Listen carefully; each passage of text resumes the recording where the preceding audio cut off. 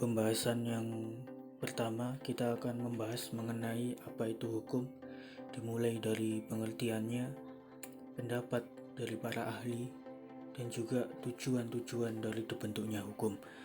Kita ketahui bahwa hukum di Indonesia ini merupakan hukum yang masih sangat rentan atau masih perlu banyak direvisi karena masih banyak kekurangan di dalamnya. Oleh karena itu merupakan tugas kita sebagai para pembelajar di Indonesia.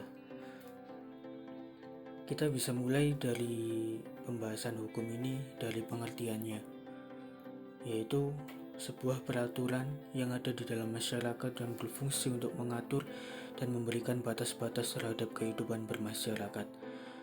Dari sini kita tahu bahwa hukum itu digunakan untuk mengatur tata kehidupan dan tata cara dalam berinteraksi antara manusia yang satu dengan manusia yang lainnya, sehingga tidak akan terjadi pelanggaran hak masing-masing di antara manusia yang satu dan manusia yang lainnya, dan juga antara kelompok yang satu dan kelompok yang lainnya. Kemudian hukum itu memberikan batas-batas terhadap kehidupan bermasyarakat, di mana apabila ada yang melanggar batas-batas tersebut, maka akan dikenakan sanksi atau tindakan hukuman yang bersifat memaksa, sehingga semua orang yang melanggar hukum itu akan dikenakan sanksi atas apa yang dilakukannya. Kemudian kita bisa berlanjut pada definisi hukum menurut para ahli. Yang pertama yaitu menurut Utrecht, di mana kita ketahui bahwa Utrecht ini merupakan salah satu ahli hukum yang berasal dari Belanda, dan banyak juga dikutip pendapatnya dalam rangka untuk memaparkan mengenai definisi hukum. Beliau mengatakan bahwa hukum adalah himpunan petunjuk yang berisi perintah ataupun larangan yang mengatur tata tertib masyarakat yang bersangkutan. Oleh karena itu, apabila ada pelanggaran petunjuk hidup dapat dikenakan sanksi dari pihak pemerintah. Jadi Utrecht di sini menitik beratkan bahwa hukum itu merupakan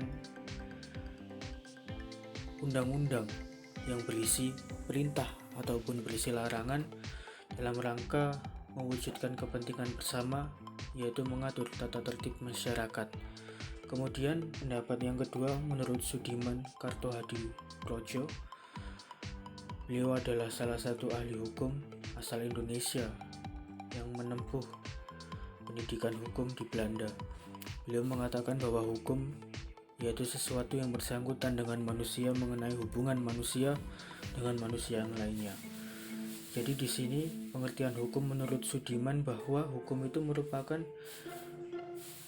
hal yang disepakati yang terbentuk atas interaksi dari manusia yang satu dengan manusia yang lainnya. Oleh karena itu, hukum tidak akan terbentuk apabila tidak ada interaksi antara manusia. Karena tujuan utama hukum dibentuk itu adalah untuk mengatur hubungan antara masyarakat yang satu dengan masyarakat yang lainnya. Kemudian masih banyak lagi pendapat-pendapat mengenai definisi hukum dari beberapa ahli, seperti halnya ada Victor Hugo, ada Mukhtar Kusuma Atmaja, kemudian ada I.M. Myers, kemudian ada Lord Manor, ada Hugo Grab, dan masih banyak lagi. Tapi dari banyak definisi hukum itu, saya ingin mengutip pendapat daripada Immanuel Kant, yaitu salah satu filsuf terkenal dan juga salah satu ahli hukum. Beliau berkata bahwa tidak ada seorang ahli hukum pun yang mampu membuat definisi tentang hukum. Hal ini tentu kita bisa terima pendapatnya, dikarenakan ahli-ahli hukum itu berasal dari lingkungan yang berbeda-beda dan belajar di suatu lingkungan yang berbeda-beda, dan itulah yang membuat setiap definisi itu pasti berbeda. Tapi kita bisa menangkap bahwa definisi hukum itu merupakan suatu peraturan yang bersifat mengatur dan juga memaksa apabila ada yang melanggarnya, sehingga dapat tercipta keamanan, kesejahteraan, dan keadilan di suatu daerah tersebut. Kemudian kita bisa berlanjut pada tujuan hukum. Yang pertama, menurut Sujono, bahwa tujuan hukum itu menciptakan kerukunan dan perdamaian. Itu merupakan tujuan hukum secara umum. Kemudian ada pendapat dari Lawrence M. Friedman, yaitu sebagai social control atau kontrol sosial, sehingga dalam kehidupan bersosial atau manusia sebagai makhluk sosial memiliki kontrol sehingga tidak melanggar batas-batas tertentu yang telah ditentukan oleh si pembuat aturan. Kemudian yang ketiga ada pendapat dari Theo Huygheberts, di mana hukum itu untuk memelihara kepentingan umum, sehingga dari adanya pemeliharaan kepentingan umum tidak ada hak-hak pribadi dari masing-masing individu atau manusia yang dilanggar oleh setiap orang, sehingga terjadi apa yang namanya keamanan, ketentraman, dan juga kesejahteraan. Kemudian ada tujuan hukum dari Aristoteles yang lebih umum lagi, yaitu mencapai keadilan.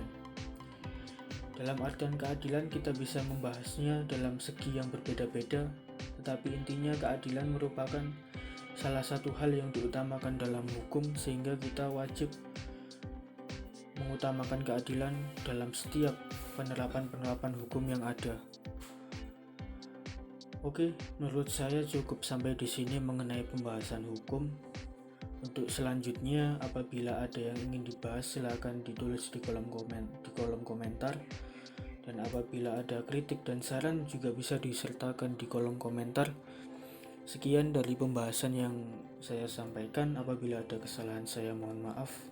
Akhir kata, wassalamualaikum warahmatullahi wabarakatuh.